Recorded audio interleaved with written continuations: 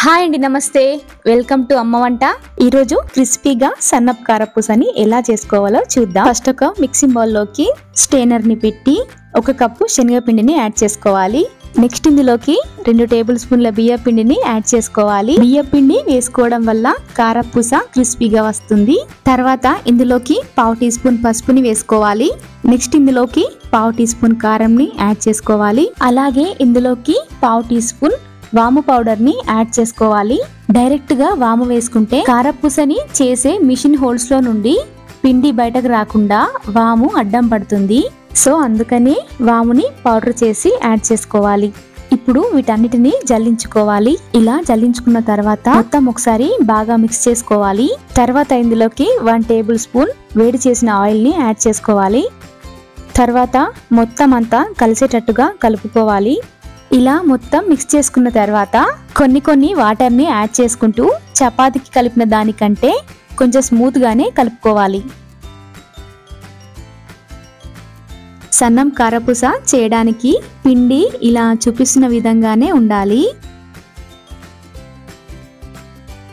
ఇప్పుడు సన్న కారపూస చేయడానికి ఇలా చిన్నగా హోల్స్ ఉండే ప్లేట్ నే తీసుకోవాలి. చూపిస్తున్న విధంగా ఈ మోల్డ్ ని ఇలా ఫిక్స్ చేసుకోవాలి. తర్వాత ఇలా రౌండ్ గా ఉండే ఈ మిషన్ ని ఇలా తిప్పుతూ సెట్ చేసుకోవాలి. ఇలా ఫిక్స్ చేసిన తర్వాత కొంచెం ఆయిల్ ని అప్లై చేయాలి. ఇలా ఆయిల్ ని అప్లై చేస్తే పిండి మిషన్ కి అంటుకోకుండా ఈజీగా జారుతుంది. ఇలా ఆయిల్ ని అప్లై చేసుకున్న తర్వాత ఈ మిషన్ లో పట్టే అంత పిండిని తీసుకొని ఇలా చూపిస్తున్న విధంగా మిషన్ లో పెట్టేసి పైన దానికి ఉండే మూతని కూడా ఫిక్స్ చేసి ఇలా ఆయిల్ బాగా హీట్ అయ్యాక మంటని లో ఫ్లేమ్ లో పెట్టి ఇలా చూపిస్తున్న విధంగా మిషన్ ని రొటేట్ చేస్తూ ఆయిల్ లో పిండిని డ్రాప్ చేసుకోవాలి. తర్వాత మంటని మీడియం ఫ్లేమ్ లో పెట్టి ఫ్రై చేసుకోవాలి.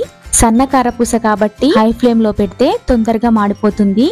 సో అందుకని మీడియం ఫ్లేమ్ లో పెట్టి ఫ్రై చేసుకోవాలి. ఈ కారపూస విత్ ఇన్ 1 to 2 మినిట్స్ లో ఫ్రై అయిపోతుంది. ఇలా గోల్డెన్ కలర్ వచ్చాక ఇంకో వైపుకి టర్న్ చేసుకోవాలి. ఇంకో సైడ్ కి కూడా 1 మినిట్ ఫ్రై చేసుకొని గోల్డెన్ కలర్ వచ్చాక ప్లేట్ లోకి ట్రాన్స్ఫర్ చేసి పెట్టుకోవాలి. అలాగే మిగతా పిండిని కూడా ఇలా ఈ ప్రాసెస్ లో ఈజీగా చేసుకోవచ్చు. అంతే అండి, సన్న కారపూస రెడీ. చాలా తక్కువ టైంలో చేసుకునే రెసిపీ ఇది. తక్కువ ఇంగ్రీడియంట్స్ తో ఇన్స్టాంట్ గా ఈజీగా ఈవినింగ్ స్నాక్ గా చేసుకొని సర్వ్ చేసుకోవచ్చు. ఈ సంక్రాంతి పిండి వంటలలో దీన్ని కూడా యాడ్ చేసి ఇలా ఈజీగా ప్రిపేర్ చేసుకోండి. చేశాక మీకు ఎలా వచ్చిందో కామెంట్ చేసి నాతో షేర్ చేసుకోండి. ఈ వీడియో నచ్చితే లైక్ చేసి మీ ఫ్రెండ్స్ అండ్ ఫ్యామిలీ మెంబర్స్ తో షేర్ చేసుకోండి. ఇలాంటి సింపుల్ రెసిపీస్ కోసం అమ్మ వంట ఛానల్ ని సబ్స్క్రైబ్ చేసుకోండి.